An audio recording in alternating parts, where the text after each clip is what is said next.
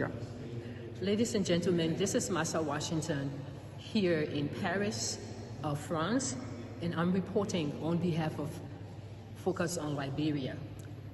I'm here attending the trial of Kunti Kamara, aka Kunti Kenti, former battlefront commander of Ulimbo in the Liberian Civil War. The trial commenced last Monday, October 10, 2022, here in Paris, France.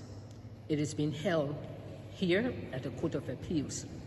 Kunti K is being tried for crimes against humanity, torture, and acts of barbarism allegedly committed by him in Liberia between the periods of 1993 and 1994. For the 8-year-old Kunti K, as his nom de guerre is being prosecuted under the legal principle of universal jurisdiction, which says that crimes committed against all humanity knows no borders and can be tried anywhere in the world. Kunti K has denied all allegations, but he has admitted to being a Ulimbo fighter. He admitted that he was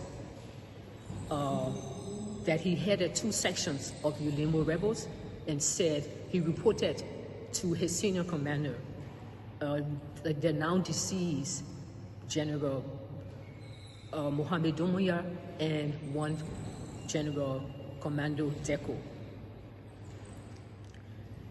Kunti K said he joined Ulimbo to defend himself against the NPFL or Charles Taylor. So I also testify today about my role as a journalist who reported on the conflict, my role on the TRC as one of the commissioners, and also as someone who's advocating for justice for Liberians. I'm going to be here the rest of this week covering this trial, this historic trial. This is the first time that this is the second time that someone is being held directly for crimes allegedly committed in Liberia. So this is Massa Washington reporting from France here at the court in Paris, and I'm reporting on behalf of Focus on Liberia. Alan, can I ask you a quick question?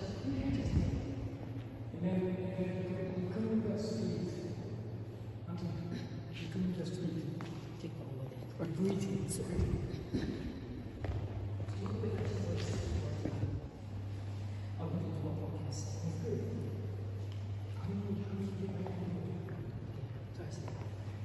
So here, right now, I'm speaking to the dynamic, the one and only Alan Weiner, and Alan is the head of Civita Maxima, that is ahead of all of this persecution of Kunti K or Ali Okusak. He was very helpful in the prosecution and conviction of Mohamed Jabate. Alan, thank you so much for joining us. What does this mean to you, this hearing today? Yeah, I mean, much more than to me, and I think you answered so beautifully the question in court, and the witness this morning did as well. I think it's a very big moment for Liberia. As you said, this is only the second trial for international crime. It's a first trial ever for crimes against humanity against someone, a Liberian who was active during the war. So I think this is a very, very big moment, and in France as well. So far, they had only this trial for international crimes outside France. I saw crimes in France for Rwanda. This is the first time for a trial which is not Rwanda, so it's historical at one point, and I think Liberia is answering present. Many victims are coming from Liberia.